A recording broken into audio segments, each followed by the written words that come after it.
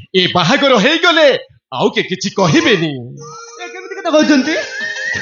ସେମାନଙ୍କର ବୟସ ହେଇନି, ସେମାନଙ୍କର ପାଠ ପଢି ସରିନି। ଯଦି ସେମାନଙ୍କର ବାହାଘର କରିଦବା ତାହେଲେ ସେମାନଙ୍କର ଭବିଷ୍ୟତ କଣ ହବ? ଯଦି ବାହାଘର ନ ହବ ତାହେଲେ ସେମାନଙ୍କର ଭବିଷ୍ୟତ କଣ ହବ? ସେମାନେ ଦୋଷ କରିଛନ୍ତି, ସେମାନେ ଦଣ୍ଡ ପାଇବେ। ଏଥିରେ ଅସୁବିଧା କଣ? ମୋ ଝିଅ କଣ ଏକା ଦୋଷ କରିଛି? ତମ ପୁଅର କଣ କିଛି ଦୋଷ ନାହିଁ? ଶୁଣିଲ କଣ କହୁଛନ୍ତି? ସେଥିପାଇଁ ଏଠି ନ ସିଧା ଥାନାକୁ ଗଲେ ଭଲ ହୁଅନ୍ତା। हो भारती तमे पाटिटुण नकरी कथाटाकू आगकू बढ़ाउछ काहेकी? कौन गोटे समाधान कले सिना हबो। आपण तो आम कथा सुनु नाहंती, ताले आमे कौन कहिबो?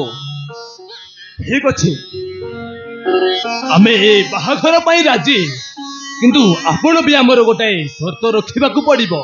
कहंतु बाहाघर हबो, किंतु एहा पूर्वरु झियोटा गर्भ नष्ट करबाकू पड़िबो।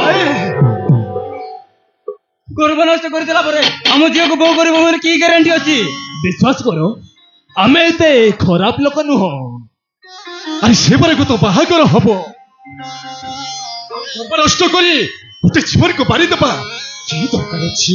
कोन तो आज्ञा देखंतु, जेते लुछाइले भी सत कथाटा केबे लुछि रुए ना।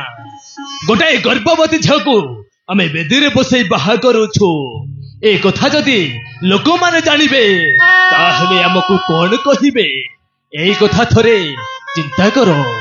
गर्भ नष्ट बेले जदि हम झियोर किछि हे जाय ସେଥିରେ ଆମର ଦାୟୀ ନୁହଁ। ओ झियोटा को बर्बाद कर दी एबे कहू तो दाई नो। ओहो साथी, अरे तुम्हें टिके चुप रुओ, क्षमा करी देबे आज्ञा।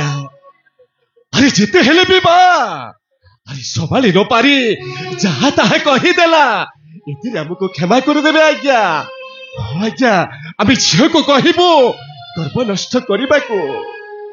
ठीक अछि, कामटा हेई गले जणेई दबो। आमे केबे भी बाहाघर पई